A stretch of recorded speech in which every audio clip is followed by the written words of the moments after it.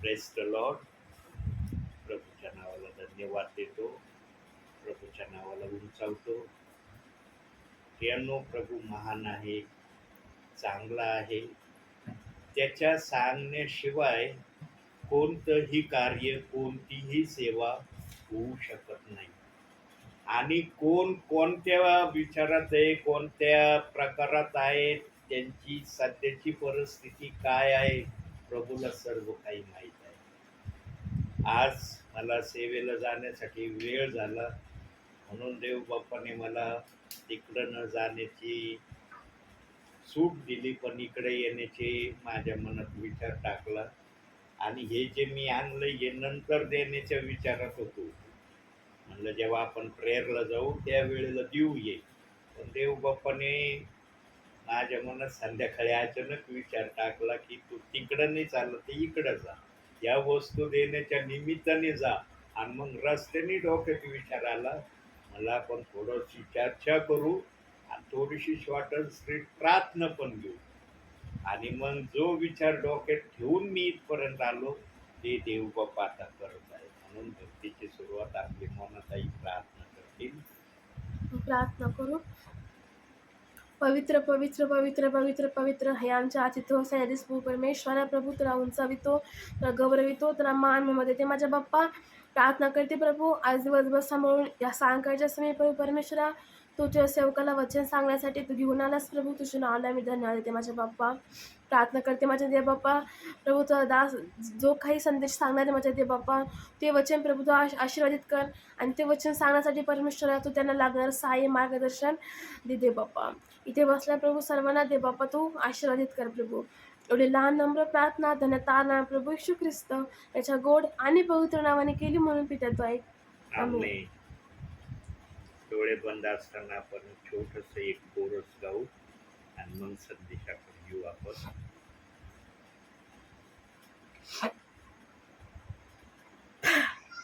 करते हैं तेरी हम स्तुति, हृदय की गहराइयों से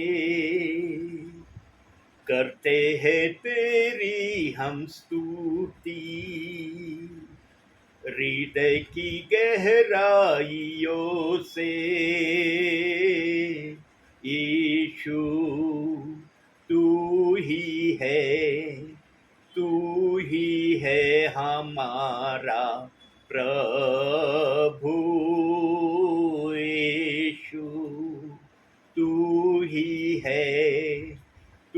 ही है हमारा प्रभु। महिमा हो तेरी, महिमा हो तेरी, महिमा हो तेरी, महिमा हो तेरी। आत्मा और सच्चाइयों से तेरी आराधना करे हम, आत्मा और सच्चाइयों से तेरी आराधना करे हम। ऊंचा और ऊंचा, सबसे ऊंचा रहे तेरा नाम। ऊंचा और ऊंचा, सबसे ऊंचा रहे तेरा नाम। महिमा हो तेरी, महिमा हो तेरी,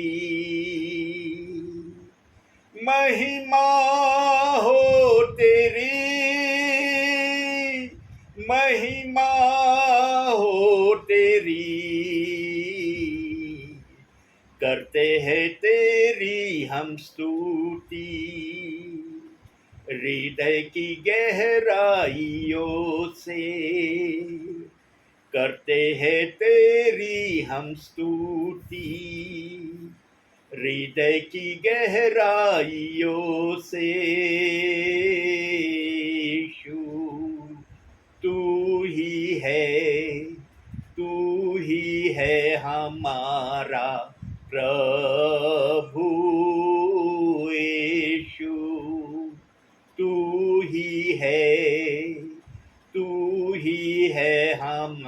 हमारा प्रभु। महिमा हो तेरी, महिमा हो तेरी, महिमा हो तेरी, महिमा हो तेरी। धन्यवाद असो या गीतासाठी.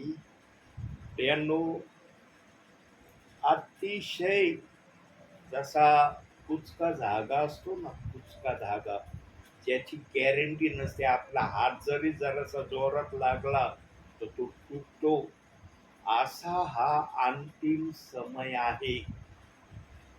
प्रभू आकाशामध्ये दिसला ना, संपलं सगळं, फिनिश सगळं काही. किंवा प्रभू आपल्या इच्छेप्रमाणे ज्याचं रॅप्चर करण्याचं त्याने ठरवलंय, त्यावेळेस फक्त निवडलेले प्रियजन रॅप्चरसाठी प्रभूने राखून ठेवलेत. रॅप्चर सर्वांचं होणार नाही. काही जण सांगतात, सेवकही सांगतात, सेविका पण सांगतात, आणि काही ठिकाणी ब्रदर पण बोलत आहेत की आपलं रॅप्चर होणार आहे. रॅप्चर होणार हे मान्य, बायबलमध्ये हा शब्द दिलाय, उचललं जाणं हा शब्द. पण उचलले जाण्यामध्ये फक्त निवडलेल्या प्रियजनांचे देव बाप्पाने नाव ठेवलेले आहेत, आणि त्या नावांना तो काढूनही टाकणार नाही, खोडणारही नाही, असं आश्वासन बायबलमध्ये वचनासहित देव बाप्पाने दिलंय. कुठं दिलंय बघूया जरा वचनातून आपण. प्रकटीकरण 3 अध्याय 5वं वचन. 3 अध्याय 5वं वचन. जो विजय मिळवतो तो अशा रीतीने शुभ्र वस्त्र परिधान केलेला होईल, मी जीवनाच्या पुस्तकातून त्याचे नाव खोडणारच नाही, आणि माझ्या पित्यासमोर व त्याच्या दूतांसमोर मी त्याचे नाव पत्करेन. पाहिलं, निवडलेल्यांचे नाव कोणत्याही सबबीवर खोडले जाणार नाही. निवडलेले प्रियजन देव बाप्पाच्या नजरेमध्ये अनमोल मोती आहेत प्रियांनो. म्हणून देव बाप्पाने निवडलेल्यांसाठी बायबलमध्ये कमी दिवस केले. पण आता हे कमी केलेले दिवस जे आहेत, ते जे संकट येणार आहेत, त्या संकटांना पाहिल्यावर आमचे दिवस कमी होतात का ते संकट येण्यापूर्वी आमचे दिवस कमी होतात, हे सांगता येणार नाही. पण बायबलच्या आत्म्याने जे पण वचन आमच्यासाठी दिलेत, बायबलचा आत्मा ते वचन आमच्यासाठी पूर्ण करणार आहे. बोलवलेल्या प्रियजनांना निवडलेल्यांबरोबर येण्याची संधी नाही. त्यांचं नाव देव बाप्पाने बायबलमध्ये लिहिलेलं नाही. फक्त निवडलेल्यांचं नाव पुराव्यानिशी बायबलच्या आत्म्याने सांगितलंय की मी निवडलेल्या प्रियजनांना आपल्या बरोबर लवकर घेऊन जाईल. मग ते रॅप्चरच्या माध्यमातून नेईल का दूतासह येण्याच्या माध्यमातून नेईल ते प्रभू ठरवेल. पण वचनात जर त्यांनी सांगितलंय की निवडलेल्यांचे दिवस कमी आहे, तर आमचं उचललं जाणं या प्रक्रियेमध्ये ते वचन निश्चित आम्हाला अर्थ समजावून सांगत आहे. पण हे रॅप्चर होणं हे पण कोणाला सांगता येणार नाही की हे रॅप्चर कधी होणार आहे. रॅप्चर निश्चितपणे निवडलेल्यांसाठी देव बाप्पाने ठेवलंय. त्या संकटाच्या दिवसापूर्वी आम्ही उचलले जातो का ते महासंकट पाहिल्यावर आम्ही उचलले जातो, हे मात्र सांगणं आम्हाला शक्य नाही, ते फक्त प्रभूला माहिती आहे. म्हणून प्रियांनो, निवडलेले प्रियजन, जसं बायबलमध्ये लिहिलंय ना, तुम्ही या जगामध्ये उपरे आणि प्रवासी आहात, त्याप्रमाणे निवडलेल्या प्रियजनांची आजच्या समयाला परिस्थिती आहे. म्हणून प्रियांनो, जे पण प्रभूवर विश्वास ठेवणारे आहेत, आज जो तो स्वतःला निवडलेला म्हणतोय, चांगली गोष्ट आहे प्रियांनो, निवडलेलं म्हणणं काय वाईट नाही. पण वचनाप्रमाणे तुम्ही निवडलेले आहात का, हे पण तपासणं तितकंच गरजेचं आहे. तुम्ही जर वचनाप्रमाणे चालत नाही, वचनाप्रमाणे करत नाही, तर तुम्हाला निवडलेल्या म्हणण्याचा अधिकार नाहीये. वचनाप्रमाणे जो चालतो, वचनाप्रमाणे जो करतो, त्याला म्हणण्याचा अधिकार आहे की मी निवडलेला आहे. आणि वचनाप्रमाणे आचरण करणाऱ्याचा सर्वात प्रमुख गुण काय असतो? तो बायबलला दोष लावित नाही. बायबलच्या शब्दाला दोष लावणं म्हणजे बायबलला दोष लावणे. आज काही सेवक, काही विश्वासणाऱ्यांना वाटतं आम्ही एका वचनाला दोष लावलाय, पूर्ण बायबलला थोडे आम्ही दोष लावलाय. पण देवाचं बोलणं वेगळं आहे. देव म्हणतो तुम्ही एका शब्दाला, एका वचनाला दोष लावला ना, तुम्ही संपूर्ण बायबलला दोष लावलाय. बघा आता याचा पुरावा आपण बायबल मधून बघू. याकोबाचं पत्र 2 अध्याय 10वं वचन. बघा देवाचा आत्मा काय बोलतोय. कारण जो कोणी संपूर्ण नियमशास्त्र पाळून एका नियमाविषयी चुकतो तो सर्वांविषयी दोषी होतो. सर्वांविषयी दोषी होतो म्हणजे काय? सगळ्या बायबलच्या वचनाचा तो दोषी आहे. आज जे कोणी वचनाला दोष लावणारे आहेत ना, त्यांना जेव्हा पवित्र आत्मा हे समजावून सांगेल ना की तू एका नियमशास्त्राला जर चुकलेला आहे, एका नियमशास्त्राच्या विरोधात आहे, तर तू सगळ्या बायबलच्या वचनाच्या विरोधात आहे, हे जेव्हा पवित्र आत्मा एखाद्या विश्वासणाऱ्याला, सेवकाला किंवा अनेकांना जेव्हा सांगेल ना प्रियांनो, तेव्हा वचनाला दोष लावण्याची प्रक्रिया पूर्णपणे बंद होणार आहे. पण आमच्या प्रभूचा स्वभाव काय माहिती का प्रियांनो? आमच्या प्रभूचा स्वभाव फार निराळा आहे. एदेन बागेपासून देव बाप्पाने आपला स्वभाव प्रगट केलेला आहे. आणि तो स्वभाव काय आहे? आमचा प्रभू आदामापासून फक्त विनंती करतोय, सक्ती नाही करत. त्याने जर सक्ती केली प्रियांनो, एका सेकंदामध्ये तो सर्व काही करू शकतो जे त्याच्या मनात आहे. पण आमचा देवबाप सक्तीचा नाहीये, विनंतीचा आहे. म्हणून तो म्हणतो आत्मा आत्म्याच्या विरोधात कधी जात नाही, जबरदस्ती करत नाही. धीराने नेटाने आमचा प्रभू वाट बघतोय. आणि हे धीराने नेटाने वाट पाहण्यामध्ये देवबाप काय प्रक्रिया करतोय ते पण आपण वचनातून बघू. जी प्रक्रिया देवबाप करत आहे धीराने आणि नेटाने, ही प्रक्रिया पाहण्यासाठी सध्या त्याची प्रक्रिया या गोष्टीकडे पाहण्याच्या दृष्टिकोनातून कशी आहे ते वचनातून पाहू.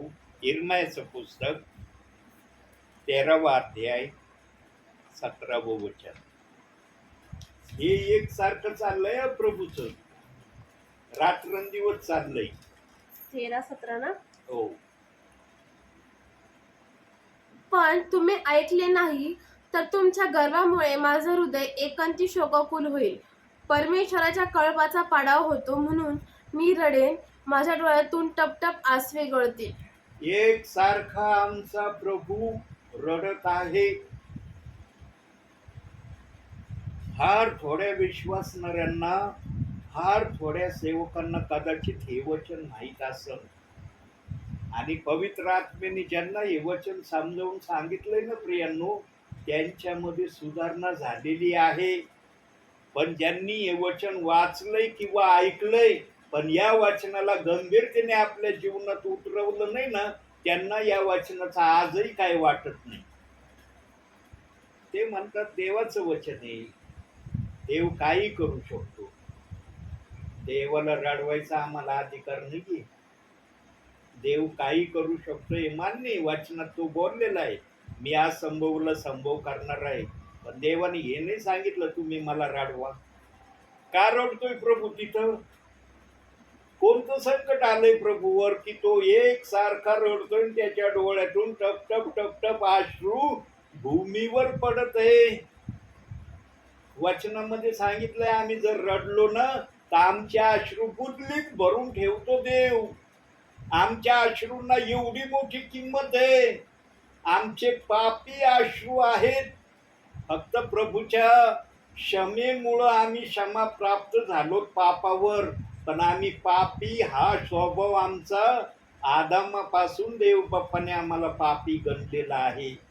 आमचे पापी अश्रू जर देवबाप बुदलीत भरून ठेवतो प्रियांनो, ज्या देवाचं वचन आमच्या ताईंनी आता वाचलं, त्या देवाच्या डोळ्यातून निघणारे अश्रू पवित्र आहेत, पण ते पवित्र अश्रू भूमीवर पडत आहेत.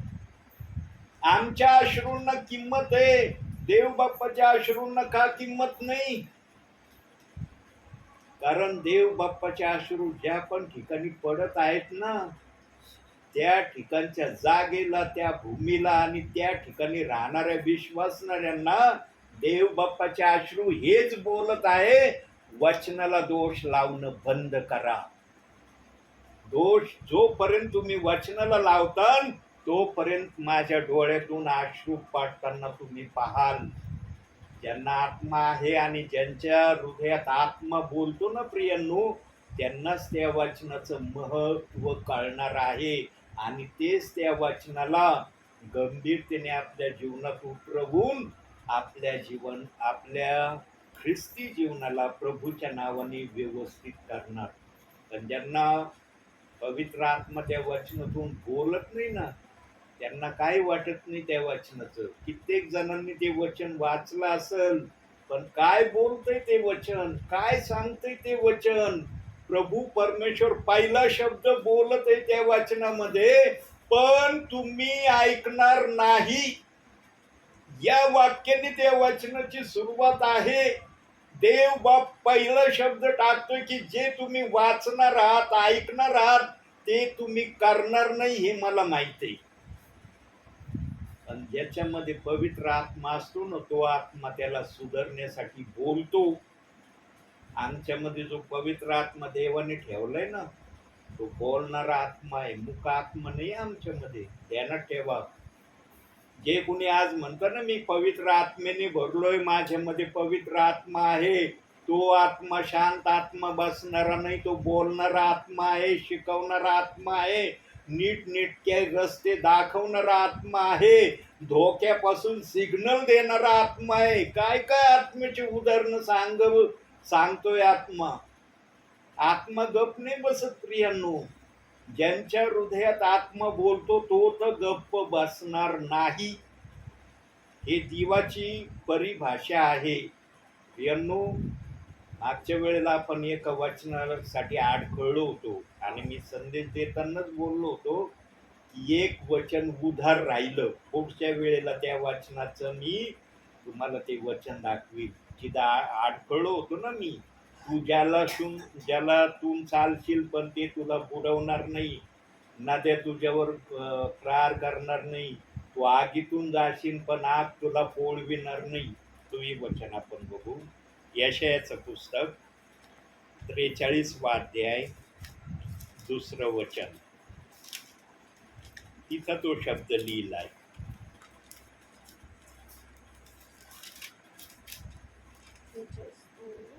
तू जलातून चालशील तेव्हा मी तुझ बरोबर असेन, नद्यातून जाशील तेव्हा त्या तुला बुडवणार नाहीत, अग्नीतून चालशील तेव्हा तू भाजणार नाहीस, जला तुला पोळणार नाही. यांनो, आज देवाच्या वचनाला दोष लावला जातोय, तरी हे वचन सर्वांना देव बाप्पाने लागू ठेवलंय बर का. देव बाप्पाने भेदभाव नाही केला. अरे माझ्या वचनाला दोष लावणारे जे त्यांच्यासाठी हे शब्द नाही. हे फक्त शब्द कोणासाठी? जे वचनाला दोष लावित नाही त्यांच्यासाठी हे शब्द मी लिहिलेत. असं देव बाप्पांनी केलं नाही. हे वचन सर्वांसाठी आहे. बघा देवाची प्रीती काय आहे. वचनाला दोष लावतात तरी देव बाप म्हणतो तू जलातून जाशील, जल तुला बुडविणार नाही. तू आगीतून चालशील, आग तुला पोळविणार नाही. याच्यापेक्षा मोठी प्रीती कोणती करायला पाहिजे देव बाप्पाने? प्रियांनो, गंभीरतेने आम्ही देव बाप्पाच्या कार्याकडे लक्ष जर दिलं ना, तर आम्ही आजही आमचा आत्मा आम्हाला साक्ष देईल की तू प्रभूमध्ये राहून प्रभूच्या इच्छेप्रमाणे न वागणारा ख्रिस्ती आहे. हेच आमचा आत्मा आमच्या बुद्धीला सुचवील. प्रियांनो, जो पवित्र आत्मा येतो ना, तो पवित्र आत्मा आम्हाला सुधरवण्याचा रस्ता दाखवतो. तो आम्हाला नीटनेटकी वाट दाखवतो आणि त्या वाटेने चालण्यासाठी आम्हाला सहाय्यता पण करतो. देवाचा आत्मा असा आत्मा आहे प्रियांनो, ज्यांना तो आत्मा प्राप्त होतो ना, ते प्रभूचं गुण गौरव केल्याशिवाय राहत नाही. बघा, 12 प्रेषित अनपढ होते, निरक्षर होते, त्यांना कोणत्याही ज्ञानाची माहिती नव्हती. पण जेव्हा कैवारी पवित्र आत्मा त्यांच्यावर आला, सत्याचा आत्मा, त्यांनी जगाची उलटापालट केली. प्रियांनो, 12 शिष्यांच्या नावावर जगाची उलटापालट हा शब्द बायबलमध्ये दिलाय. आज आम्ही पण सेवक आहेत, पण आम्हाला म्हणता येत नाही आजच्या समयाला की मी माझ्या एरियाची उलटापालट केली. आमच्या एरियामध्ये कित्येक परिवार, कित्येक विश्वासणारे असे आहेत की त्यांना आम्ही आजही सुवार्ता सांगत नाही, पण दुसरीकडे सुवार्ता जायची, सांगायला जायची आमच्या मनाची लगबग चाललेली आहे. म्हणून देव बाप्पाने वचनात सांगितलंय, प्रथम येरुशलेम मध्ये देवाची सुवार्ता सांगा, मग शोमरोनात, मग यहुदियात, आणि मग जगाच्या कानाकोपऱ्यात तुम्ही माझ्या वचनाची घोषणा करा. कोण देवाच्या या वचनाप्रमाणे आज सेवा करत आहे? कोणत्या दासाला म्हणता येईल माझ्या एरियामध्ये एकही प्रभू पासून दूर राहिलेला व्यक्ती आहे? कित्येक जण असे आहेत प्रियांनो, ते वचनासाठी ओरडत आहेत, त्यांचा आत्मा तळमळत आहे वचन ऐकण्यासाठी, पण सेवकांजवळ आपल्या येरुशलेम मध्ये वचन सांगायला वेळ नाही. दुसरीकडे जायला वेळ भरपूर आहे त्यांना, लांब लांबच्या गावांना जायला वेळ आहे, पण आपल्या येरुशलेम मधल्या विश्वासणाऱ्यांना देवाच्या राज्यात आणण्यासाठी वेळ नाही. म्हणून 12 शिष्यांना येशू ख्रिस्त बोलला होता, येरुशलेम सोडून जाऊ नका, येरुशलेम मध्येच थांबा, कारण तुमच्यासाठी दुसरा कैवारी येईल, तो तुम्हाला सांगन काय करायचं. आणि 12 शिष्यांनी ते ऐकलं. 12 शिष्य नाही म्हणले प्रभूला, प्रभू 3.5 वर्ष तुझ्या बरोबर आम्ही सेवा केली, सगळं पाहिलं तू कसं चमत्कार करतो, काय काय गोष्टी करतो, तुझ्यापेक्षा दुप्पट आम्हाला सेवा आणि चिन्ह चमत्कार करण्याचं वचनही तू आम्हाला दिलंच बायबलमध्ये, तरी आम्हाला तू म्हणतो येरुशलेम मध्ये थांबा, येरुशलेम सोडून जाऊ नका. येशू ख्रिस्ताने स्वतः त्यांना सांगितलं, मी जे कार्य केले नाही त्या कार्यापेक्षा मोठाले कार्य तुम्ही करता. बघूया जरा बायबल मधून येशू ख्रिस्त हा शब्द जर शिष्यांना बोललाय, तर हा शब्द देव बाप्पाने वचनात कुठं ठेवलाय?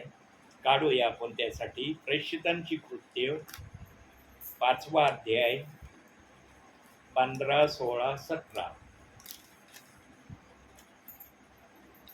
इतकी की लोक दुखणेकरांना रस्त्यात आणून पलंगावर आणि खाटावर ठेवीत, यासाठी की पेत्र येत असता त्याची सावली तरी त्यांच्यातील काही जणांवर पडावी. अजून खाली. आणखी येरुशलेमेच्या आसपासच्या चोहोकडल्या गावातून लोकसमुदाय दुखणेकरांना व अशुद्ध आत्म्यांनी पीडलेल्यांना घेऊन तेथे येत असता आणि ते सर्व बरे होत असत.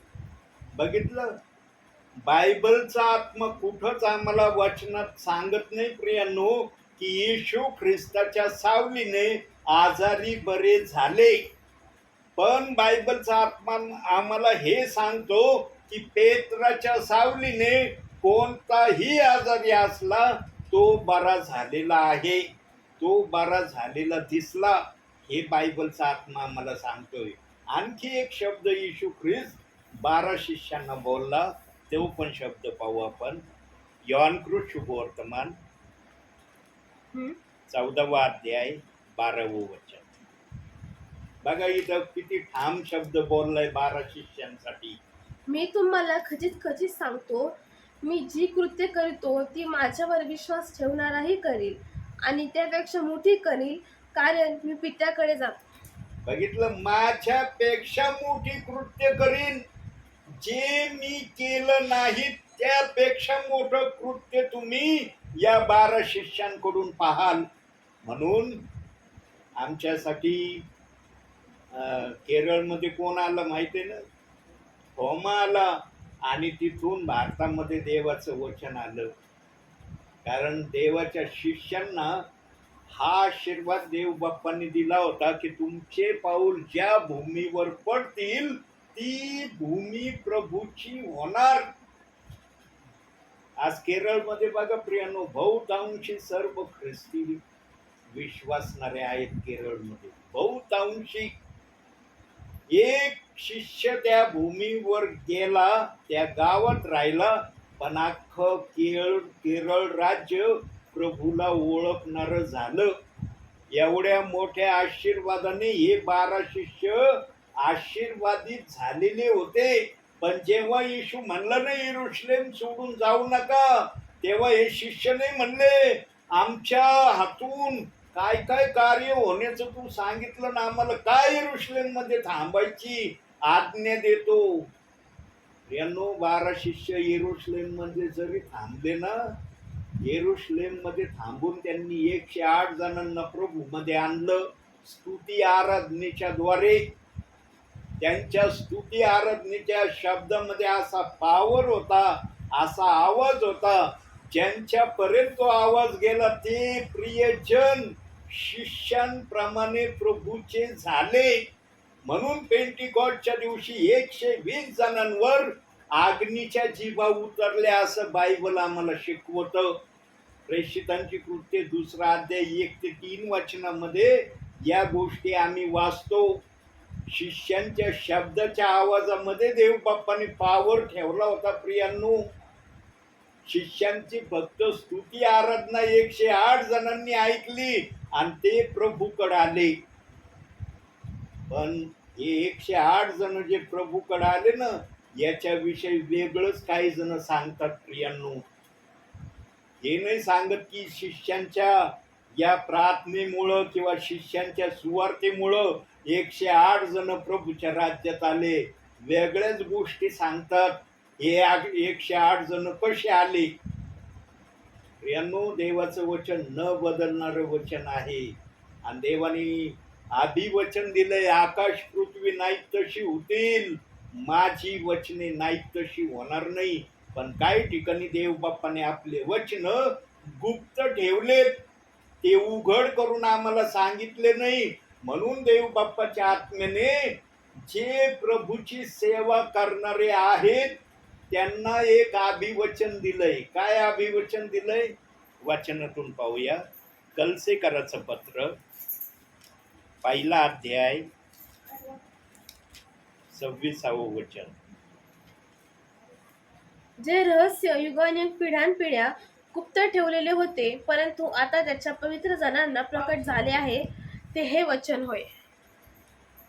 फक्त देव बाप्पाचं रहस्य आणि गुज पवित्र जनांना प्रगट होणार आहे. आणि ते पवित्र जन प्रभू शिवाय कोणाला माहिती नाही. देवाने ते पवित्र जन उघड केलेले नाहीत की हे पवित्र जन आहेत, पण ज्यांच्या मुखातून देवाच्या अद्भुत रहस्याच्या गोष्टी, गुजाच्या गोष्टी, जसा पण देवाचा आत्मा प्रगट करतो, जो कुणी सांगल त्या दासाकड पाहून विश्वासणाऱ्याने समजून घ्यायचं की वचनाप्रमाणे हे पवित्र जन प्रभूच्या नजरेमध्ये आहे. देवाचा आत्मा जी पण गोष्ट बोलायला लागतो ना, एकदम सरळ आणि सुटसुटीत बोलतो, समजणाऱ्या शब्दामध्ये. पवित्र आत्मा कोड्यामध्ये, घोटाळ्यामध्ये कधीच आपलं वचन किंवा आपला विचार विश्वासणाऱ्यांना सांगत नाही. कारण पवित्र आत्मा हे जाणतो हे सगळं मीच बनवलेलं आहे, माझ्यामुळे हे सर्व अस्तित्वात आलंय. मी जर अस्तित्वात आणलं नसतं तर काहीच दिसलं नसतं. म्हणून प्रियांनो, आम्ही पवित्र आत्म्याचा ना इतका आदर केला पाहिजे ना, इतका आदर केला पाहिजे, जितका आम्ही या श्वासावर प्रेम करतो. श्वास जर आमच्या नाकपुडीत नसला तर सांगता येतं ना आपल्याला, माझी परिस्थिती काय आहे? कोणाला म्हणता येईल का, की श्वास बंद झाल्यावर तू काय झालास? सगळ्यांना माहिती आहे, श्वास बंद झाला, तुम्ही जगातून गेले. तुम्ही जगाचे राहिले नाही, तुमचा आत्मा गेला देव बाप्पाकड. यांनो, अशी प्रीती आम्ही पवित्र आत्मेवर केली पाहिजे. आणि ज्यांची प्रीती अशी देव बाप्पावर आहे, ते वचनाला दोष लावतील का? प्रभूला रडावं लागेल का? इर्मया 13:17 प्रमाणे. यांनो, फार देवाचं वचन सहनशील आहे, आदरणीय आहे आणि समजण्यास योग्य आहे. पण पवित्र आत्मा असेल तर या गोष्टी आम्हाला कळतील. पवित्र आत्मा नाही ना, तर आम्हाला काही महत्व वाटणार नाही. आज प्रेषितांची कृत्य 2 अध्याय 38 वचनाचं महत्व काही सेवकांना, काही विश्वासणाऱ्यांना का वाटत नाही? कारण ते वचन त्यांच्याशी बोलतच नाही. का बोलत नाही? कारण वारंवार त्यांनी त्या वचनाची निंदा केली. म्हणून देव पण म्हणला, तू निंदा करणार आहेस ना, करीत राहा निंदा. वर आल्यावर तुझ्याकडून याचा हिशोब घेईन मी, की तू सतत या वचनाची निंदा का करत होता. देव बाप 1 वेळेस, 2 वेळेस, फार तर 3 वेळेस प्रत्येकाला क्षमा करतो, सूट देतो. 4थ्या वेळेस पासून बोलायला लागला मग देवाचा आत्मा म्हणतो, कर तुझ्या इच्छेप्रमाणे तुला काय करायचं. देव 3 वेळेस वाट पाहतो. 3 वेळेस निंदा केली ना, देव म्हणतो जाऊ दे, मी सोडून देईन. पण 4थ्या वेळेस केली ना, मग देव म्हणतो आता करत राहा. तू जर होऊन सुधारला तर तुला मी स्वीकारायला इन्कार करणार नाही. पण मी तुला जबरदस्ती किंवा तुझ्यावर प्रेशर किंवा दबाव आणणार नाही, की हे तू केलंच पाहिजे. देव बाप्पाने दबाव, प्रेशर जर आणलं ना प्रियांनो त्या वचनाविषयीचा, त्या वचनाची निंदा बंद व्हायला वेळ लागणार नाही. आणि आमचा देव एदेन बागेपासून, आदामापासून कोणावर जबरदस्ती करत नाही, सक्ती करत नाही, पण विनंती मात्र करतो. आदामाला पण विनंती केली होती ना, त्या मधल्या झाडाचं फळ खाऊ नको. ऐकलं का आदामाने? आदामाने जर ऐकलं असतं तर 1000 वर्षासाठी जर प्रभू या जगात आला होता प्रियांनो, कदाचित आम्ही या जगामध्ये आलो पण नसतो. आम्ही 7000व्या वर्षात आलो या जगामध्ये, आलोत का नाही? किंवा 6000व्या वर्षामध्ये.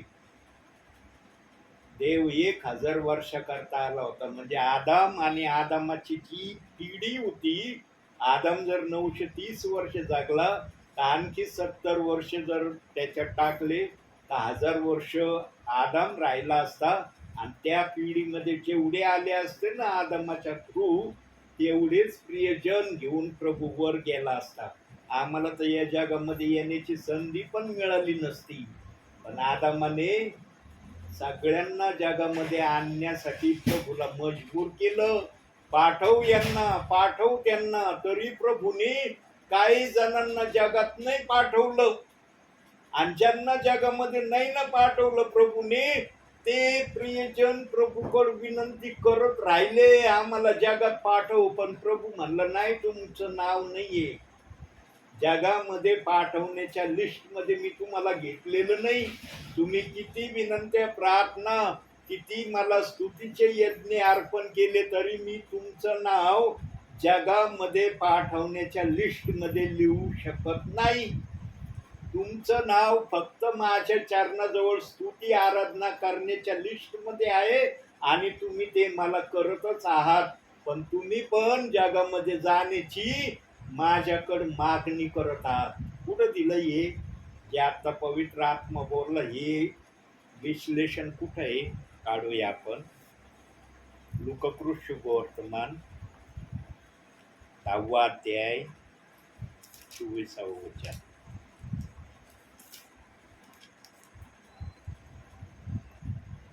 मी तुम्हाला सांगतो, तुम्ही जे पाहत आहात ते पाहण्याची पुष्कळ श्रेष्ठींनी व राजांनी इच्छा बाळगली, तरी त्यांना पाहण्यास मिळाले नाही, आणि जे तुम्ही ऐकत आहात ते ऐकायची इच्छा बाळगली तरी त्यांना ऐकण्यास मिळाले नाही. बघितलं, राजांनी संदेश त्यांनी प्रभूला विनंती केली, स्वर्गामध्ये आम्हाला जगामध्ये पाठव, इथं तर आम्ही तुला फार प्रसन्न केलं स्तुती आराधनेने, आणि तू पण आमची स्तुती आराधना ऐकून प्रसन्न झालास, पण आमच्या मनाला ओढ लागली, काही लोकांना तू जगात पाठवलं, आम्हाला का पाठविना, आम्हाला जगात पाठव. पण देव म्हणलं नाही, तुमच्यासाठी ती संधी नाही, कारण तुम्ही मला इथंच इतकं प्रसन्न केलंय ना, त्यामुळं मला तुम्हाला जगात पाठवण्याची इच्छाच होत नाही. जगामध्ये मी त्यांना पाठवलंय ज्यांनी इथं माझी स्तुती आराधना व्यवस्थित केली नाही, त्यांनी पृथ्वीवर माझी स्तुती आराधना चांगली करावी माझ्या इच्छेप्रमाणे, म्हणून मी काही जणांना पाठवले. प्रियांनो, जे देवाला प्रसन्न करतात ना, आणि देव ज्यांच्या प्रसन्नतेने प्रसन्न होतो ना, देव बाप त्यांना कधीच जीवनामध्ये निराश करत नाही बरं का. देवाचा हा गुणधर्म आहे, देव कधी कोणाला निराश करत नाही, कोणाची भावना दुखवीत नाही, कोणाच्या विरोधात जात नाही, कोणाच्या विरोधात षडयंत्र रचित नाही. देव खरा प्रसन्न झाला तर, प्रसन्न नाही झाला तर मग देव होय तो सर्वशक्तिमान, हे त्याचं नाव आहे. आदमाला तो म्हणला होता सिनाई पर्वतावर, मी जो आहे तो आहे, तुला जे सांगतोय ते तू ऐक. प्रियांनो, आमचा देव इतका सामर्थ्यशाली देव आहे, त्याची बरोबरी कोणालाही करणं शक्य नाही. एक जणाने प्रयत्न केला पण हारला तो. लुसिफरने प्रयत्न केला, प्रभू परमेश्वरासारखं स्वतःला प्रगट करण्याचा त्याने एक प्रयत्न केला, पण त्या प्रयत्नात त्याला विजय मिळाला नाही, पराजित झाला. म्हणून देवाने त्याला स्वर्गातून खाली पाठवलं. एकानेच ही चेष्टा करण्याचा प्रयत्न केला प्रियांनो, बाकी कोणाचंच नाव लुसिफर शिवाय या यादीमध्ये आतापर्यंत देव बाप्पाला दिसलेलं नाही. आणि लुसिफरने ज्या ज्या देवदूतांना दुष्ट आत्मे म्हणून बनवलं, त्यांना पण प्रभूने स्वर्गातून खाली टाकून दिलं.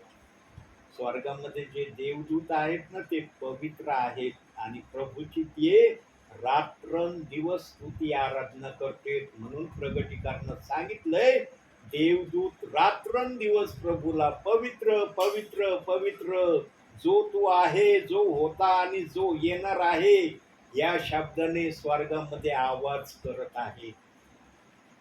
आणि आम्ही पण जाणार आहोत प्रियांनो, देवदूतांच्या त्या आवाजामध्ये आम्ही पण सम्मिलित होणार आहोत. पण प्रभू जेव्हा आम्हाला घेऊन जाईल, त्यावेळेला आम्हाला पण ती संधी तिथे मिळणार आहे. पण ती संधी कशी मिळणार आहे? सार्वकालिक मिळणार आहे. त्याला अंत नाही, त्याला काहीच नाही, शेवटपर्यंत आम्ही प्रभूच्या चरणासमोर या गोष्टीचा गजर करणार आहोत. आणि या गजर करणाऱ्यांमध्ये देव बाप्पाने फक्त त्यांची नाव लिहिले, ज्यांचं नाव निवडलेल्या लिस्ट मध्ये आहे. ही संधी फक्त निवडलेल्या प्रियजनांना आहे, बोलवलेल्या प्रियजनांना ही संधी नाही. बोलवलेल्या प्रियजनांना कुठं ही संधी आहे? वचनातून बघू आपण. शेवटचं वचन, प्रगटीकरण 11वा अध्याय 2रं वचन.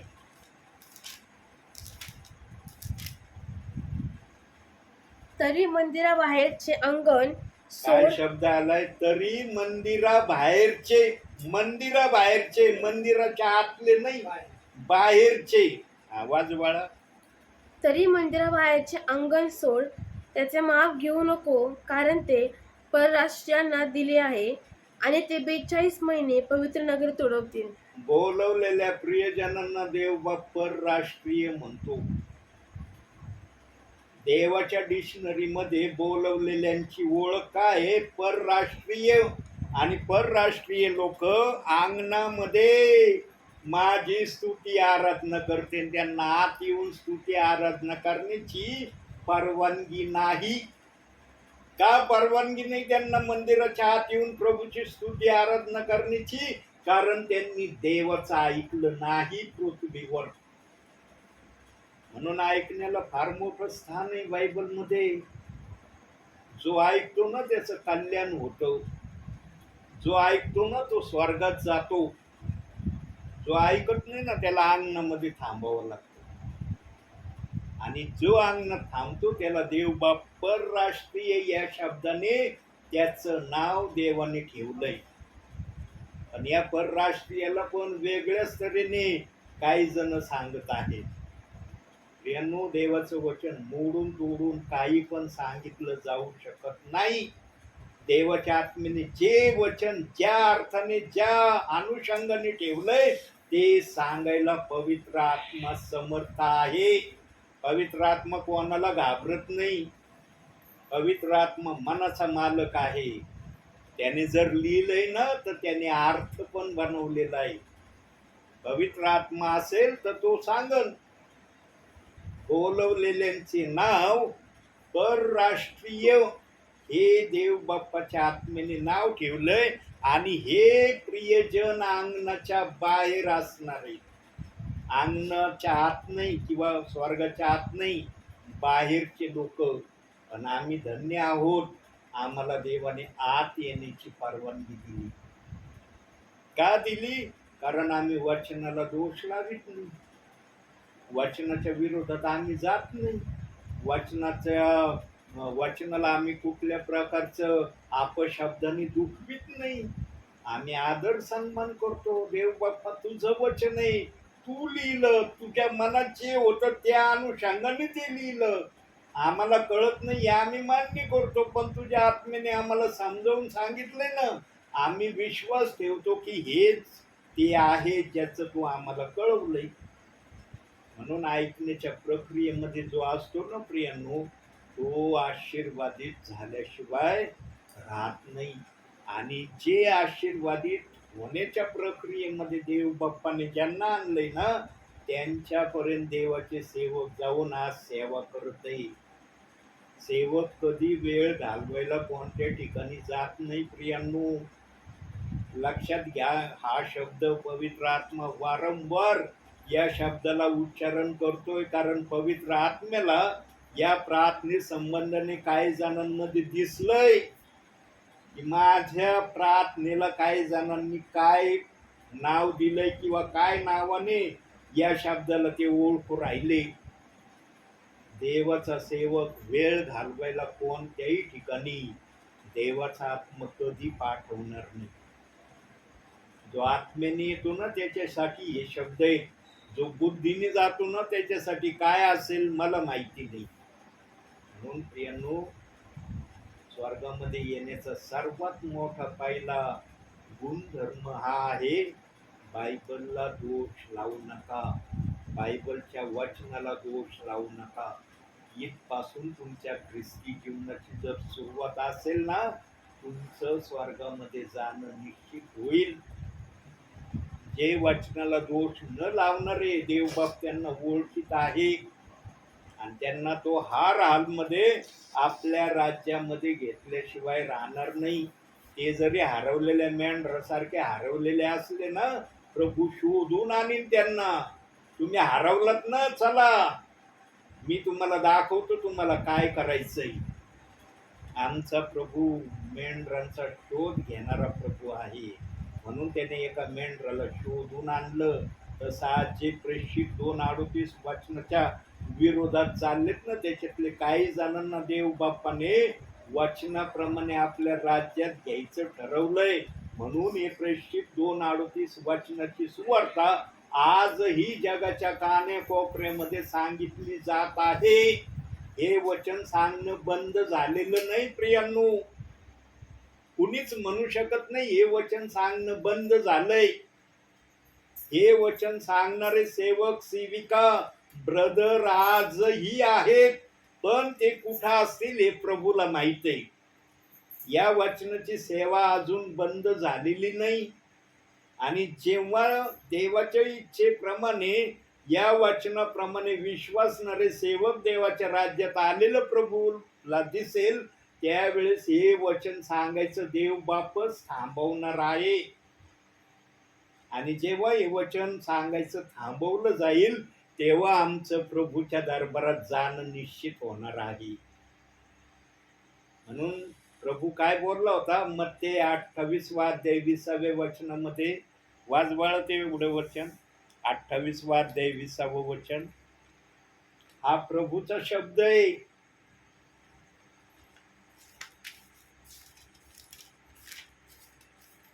मग ते ना हा 28 अध्याय 20वं वचन.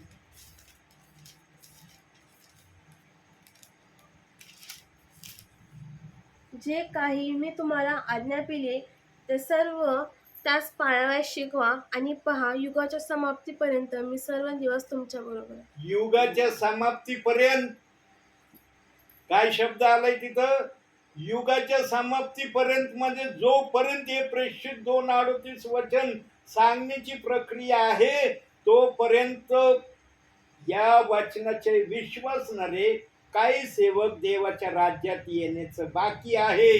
जेव्हा हे सर्वजण प्रभूच्या राज्यात आलेले प्रभूला दिसतील, तेव्हा आमचं उचललं जाणं निश्चित होणार आहे.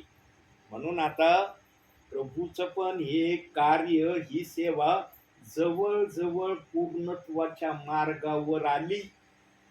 असं नाही की देवाचं खूप काम राहिलंय. आज काही जण बोलतात प्रभूचं खूप काम अजूनही राहिलंय. नाही राहिलं. वचनामध्ये प्रभूने सांगून ठेवलंय, ज्यांना ज्यांना त्याने आपल्या राज्यात घ्यायचं ठरवलं ना, ते सर्वजण एकंदरीत आलेत प्रभूच्या राज्यात. म्हणून जो दरवाजा आहे ना स्वर्गाचा, तो आता लगभग बंद होण्याच्या मार्गावर आहे. फक्त काही प्रियजन जे वचनाला दोष लावणारे आहेत, त्याच्यातले काही प्रियजन प्रभूच्या राज्यात आले की स्वर्गाचा दरवाजा बंद. नेमकं त्या वचनाला म्हणतात, हे एवढे एकच वचन पाळणारे हे आहेत, हे बाकीचे वचन नाही पाळीत, एवढंच एक वचन पाळीत येतं सांगत येत. आम्हाला अशा नावाने त्यांनी ओळखलंय आणि इतरांना पण ओळख करून देऊ राहिलेत. हे फक्त एक वचन सांगणार आहेत आणि एक वचनाच संदेश यांच्या जवळ आहे, बाकी वाचनाचा नाही यांच्या जवळ संदेश. मग आम्ही अख्खं बायबल घेऊन का जातो? तर आम्ही एक वचन कागदावर लिहिणं काय आम्हाला फार जड होणार आहे का? आम्हाला एवढं मोठं बायबल घेऊन जायची काय गरज आहे? काही गलत अफवा या जगामध्ये आल्यात प्रियानो, प्रेषित 2:38 वचनाच्या, आणि याचा शेवट देव बाप आपल्या इच्छेनेच करणार आहे. जो क्रिएटर असतो ना, त्याला सर्व करणं शक्य असतं. निर्मितीने काही पण आणलं ना, क्रिएटर त्याचा न्याय करणारा असतो. म्हणून ज्यांना ज्यांना या वचनात देव बाप्पाने घेण्याचं ठरवलंय ना, ती प्रक्रिया आजही जगाच्या कानाकोपऱ्यात चालली आणि युगाच्या समाप्तीपर्यंत ही होणार आहे. देवाचं वचन असं तसं वचन नाही प्रियांनो, फार महान वचन आहे. त्याचं गूढ, त्याचं रहस्य, त्याचे अर्थ पवित्र आत्म्याशिवाय आम्हाला कोणी सांगू शकत नाही.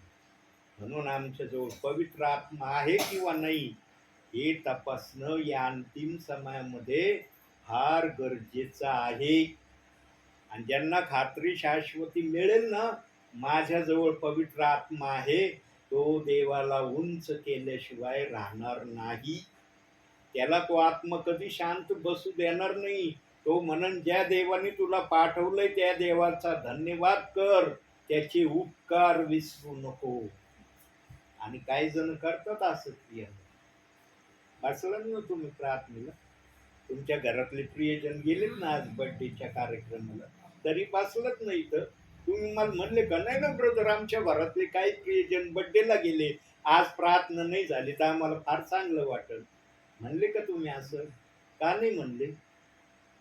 का नाही म्हणले? कारण जो आत्मा तुमच्यात कार्य करतोय ना, त्या आत्म्याने तुम्हाला सांगितलं वचन ऐका, म्हणून तुम्ही वचन ऐकता. मला देवाने सांगितलं, अरे निमित्ताने का होईना जा त्या घरी, तिथं गेल्यावर काय करायचं सांगन तुला मी. निमित्त दाखवलं, ते घेऊन जा. पुढं मी करीन काय करायचं, तू जा तेवढं घेऊन. आलो मी. रस्त्याने देव बाप्पाने विचार डोक्यात टाकला. प्रियांनो, आमचा प्रभू शांत नाही. का शांत नाही? कारण त्याला आपल्या प्रियजनांना आता स्वर्गामध्ये घेऊन जाण्याची फार उत्सुकता लागली. आम्ही जेवढे उत्सुक नाहीत ना स्वर्गात जाण्यासाठी, आमचा प्रभू त्यापेक्षा अधिक उत्सुक झालाय आपल्या प्रियजनांना स्वर्गामध्ये घेऊन जाण्यासाठी. म्हणून तो सेवकांच्या द्वारे कशाही प्रकारे अंतिम समयात बोलत आहे. म्हणून प्रियांनो, तुम्ही देवाचा आदर सन्मान करतात, तुम्हाला याचं प्रतिफळ देव बाप दिल्याशिवाय राहणार नाही. आणि ज्या दिवशी तुम्हाला प्रतिफळ मिळेल ना, त्या दिवशी देवाचा आत्मा तुम्हाला दाखवून देईन, सांगन तुम्हाला, तुम्ही जे पण प्रभूमध्ये परिश्रम केले ना, ते परिश्रम व्यर्थ गेले नाही. त्याचा हा आशीर्वाद तुम्हाला मी देत आहे. लक्षात ठेवा, देवाच्या कार्यामध्ये 1 मिनिटाचा, 1 सेकंदाचा वेळ तुम्ही जर खर्च केला ना, त्याचा मोबदला आमचा देव बाप परत करणारा आहे. म्हणून तो कोणाचा ऋणी राहत नाही असं वचनात सांगितलंय. तो कोणाचं ऋण घेऊन चालत नाही. 1 पटीने आम्ही त्याला दिलं तर तो अनेक पटीने आम्हाला परत करणारा आहे. वचनात तो असं बोलतो आमच्याशी. म्हणून प्रियांनो, जो देव आमच्याशी असं वागतो, असं करतो, त्या देवाशी सदैव नम्र राहण्याचा तुम्ही सतत आणि सतत प्रयत्न करा. म्हणून आजच्या या छोट्याशा वाचनातून देवबाप तुम्हाला आणि मला भरपूर आणि भरपूर आशीर्वाद देऊ. आमेन. डोळे बंद करा प्रियांनो.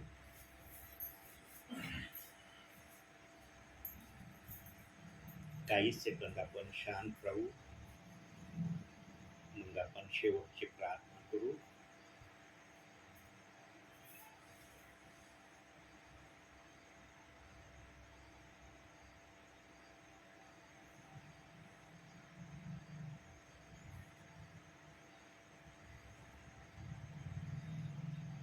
शेवटची प्रार्थना आपल्यासाठी मोनाताई करतील. आपण प्रार्थना करू. पवित्र पवित्र पवित्र पवित्र पवित्र हे आमच्या आकाश आणि पृथ्वी निर्माण करत्या माझ्या महान प्रभू परमेश्वरा, दयाघना तुला आम्ही सर्व उंचवितो, गौरवितो, मान महिमा आदर देते माझे बाप्पा. प्रभू प्रार्थना करते दयाघना त्या सायंकाळच्या संबळी सुंदरसं वचन प्रभू तू आमच्या अंतकरणास पेरलंच दे बाप्पा. तुझ्या नावाला मी धन्यवाद देते माझ्या येश बाप्पा. प्रार्थना करते प्रभू, आम्ही नेहमी तुझं वचन वाचावं, तुझ्या आज्ञा पाळावी आणि त्याप्रमाणे चालावं माझ्या दे बाप्पा.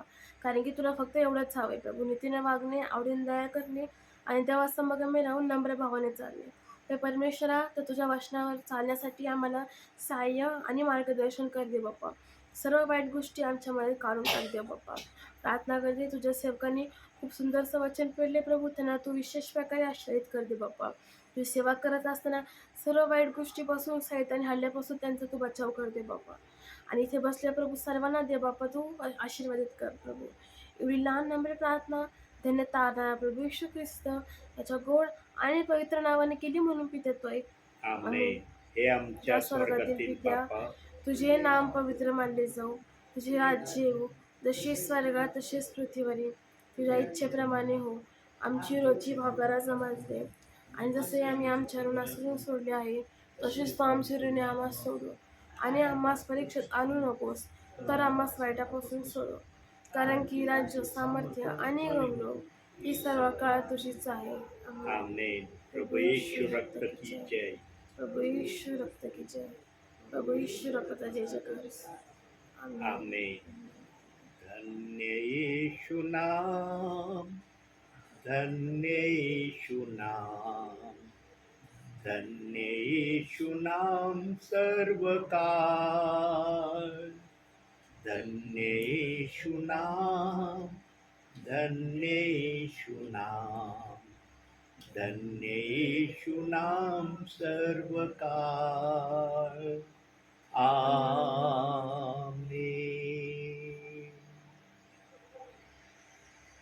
बंद कर बाय.